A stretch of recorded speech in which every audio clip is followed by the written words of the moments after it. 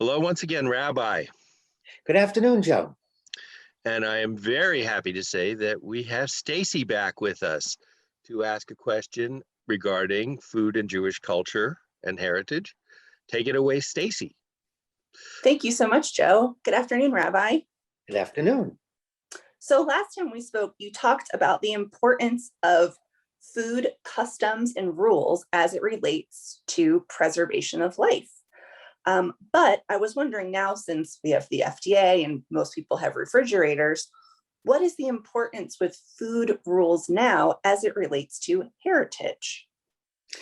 Throughout history, different groups of people or individuals that you call cultures have found ways to survive, to live, to prosper. And it would be nice if each culture or group could pass on what they learned, not just to their own group, but to other people as well. You know, I'm always fascinated with food. Who was the first person that decided to eat a lobster? I mean, a lobster is just a big bug, and somebody came along and boiled it and ate it. And we know what happened to the people who ate mushrooms. Some of them just didn't quite make it, and others did.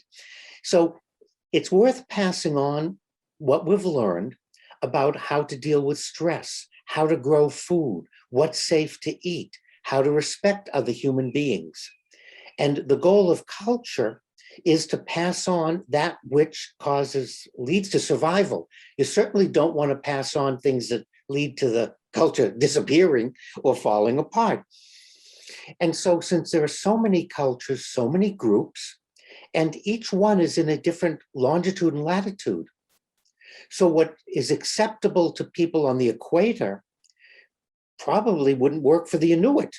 And what the Inuit diet certainly wouldn't be great on the Mediterranean. Doesn't mean as one is worse, one is better. There's no value judgment here. We're looking at culture, Stacey. And so in Judaism, initially, many of the dietary rules, laws, were health and led to survival of the people. Whether ordained by God or decided by man, the outcome was the same. Don't eat this, it's going to kill you. Take care of your food this way, otherwise you'll get sick. Now, as you mentioned, we don't have to be as conscientious of the public health aspect anymore. However, what we've discovered is by sharing food, we talk with each other. By sharing things that we like, we share values. And it is through food, through eating, and through diet that we can pass on the values of our culture, things that work. And then there can be challenges when someone can say, well, that isn't such a good idea, or that didn't lead to something healthy. And since different groups of people have different foods, why don't we not just stick to it and not try anyone else's, but why don't we just respect and say that for this group of people at this certain longitude, they develop these foods, it's comforting, and it allows the culture to be transmitted. It provides, I was on the school board in Harford County for 10 years and was president for many of them. Almost any time we had dealings, it was over food. When we went to Annapolis, we would invite our delegates to lunch or dinner, breakfast, brunch, because food becomes a way to communicate. And it also is a neat opportunity to, if someone asks me a question, I can take something to eat and I'm eating and it gives me time to think. Where right now, it's harder, I have to pause. And if the pause gets too long, it's awkward. But if I had a sandwich or something to drink, I can think for a moment. So eating, meals become a very important vehicle for passing on the values of a culture. And hopefully they're the values that will let the culture survive. So I have a quick question for you then. So you talk about food potentially being a conduit for a narrative in a story, which I know is very important in certain Jewish holiday celebrations like Sukkot and Passover. Can you talk a little bit about why food plays that critical, important role in the narrative of our culture? Great question, because each holiday has unique food. And it means I can look forward to the holiday, because on this holiday, we're going to be eating dairy. The holiday of Shavuot is coming, the Festival of Weeks. And there are dairy foods that I don't normally eat. Now I can look forward to having them. And as I look forward to the food, I can look forward to the holiday and the observance that go with it. Sukkot, the idea of rejoicing in the bounty of our fruits and vegetables. And it means focusing on the fruits and vegetables, where the rest of the year I may just have them or not. I'm not eating my 7 or 17 or 84, whatever is the vegetable du jour. Therefore, it's the holiday of Sukkot. And we're going to have the apples and the pears and the carrots and the cornucopia with the food coming out. It's Passover. We have to refrain from leaven. So for this 7-day period, I'm not going to have any Wonder Bread. I'm not going to have any rye bread.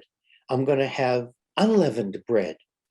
And as many as the jokes we make about unleavened bread and about the food, there's this mixture of nuts and honey and apples that we eat during the Seder.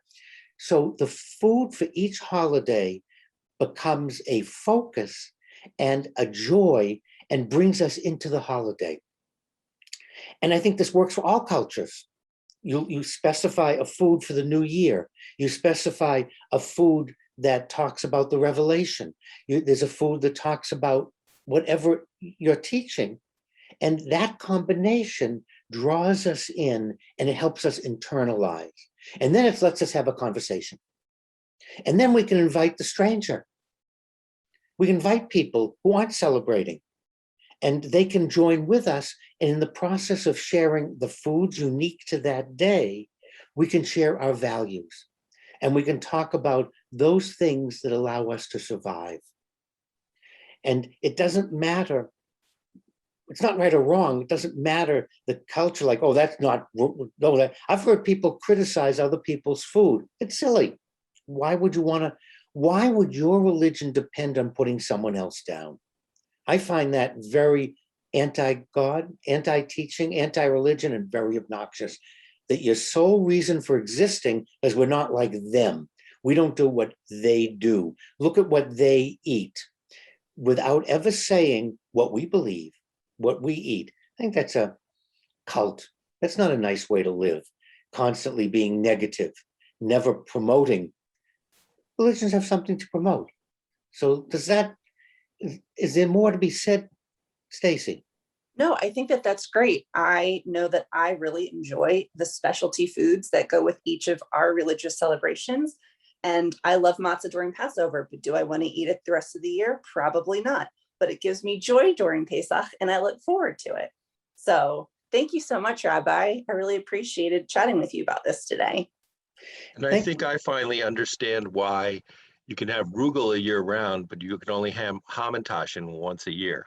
Well, thank you very much, Rabbi. I probably will never taste sour cream and herring together because I still can't get my head into that. But you are the locks to my bagel and cream cheese sandwich. So thanks, Stacey. Thanks, Rabbi. And we'll do it again sometime soon. Good afternoon, and thank you.